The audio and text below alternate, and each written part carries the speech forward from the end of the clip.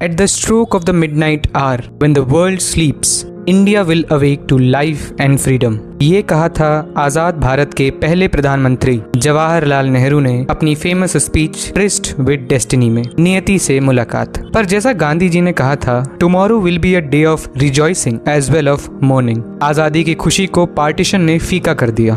Already Bharat के सामने 3 बड़े चैलेंज थे: to shape a nation that was united, to establish democracy, to ensure development and wellbeing of entire society.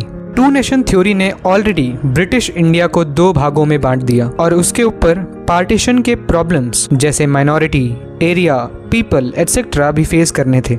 साल 1947 human history का one of the largest, most abrupt, unplanned and tragic transfer of population का साल बना।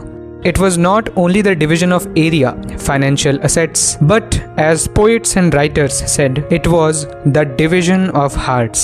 80 लाख लोगों को migrate करना पड़ा और 5 से 10 लाख लोगों की जान चली गई। आज़ादी के वक्त पर गांधी कोलकाता में थे, वहाँ से वो दिल्ली गए। दोनों जगह उन्होंने लोगों को समझाने की कोशिश करी, शांति के लिए फास्ट रखे और जनवरी 30, 1948 को इवनिंग प्रेयर के वक्त अपनी आखिरी सांसें ली। पार्टीशन के बाद दूसरा सबसे बड़ा चैलेंज था इंटीग्रेशन ऑफ प्रिंसली स्टेट्स।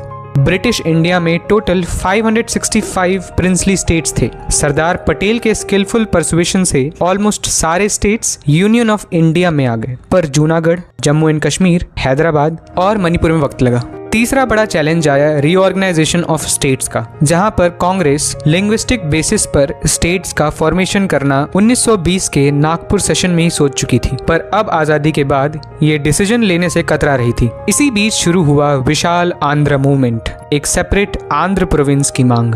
इस मूवमेंट ने शुरू किया एक लार्जर मूवमेंट, जिसमें एक एक करते करते 14 स्टेट्स और 6 यूनियन टेरिटरीज क्रिएट हुई। 2014 में तेलंगाना इमर्ज हुआ as a new nation state and the latest. और ये struggle for regional identity and organisation अभी भी भारत के कई हिस्सों में चल रहा है।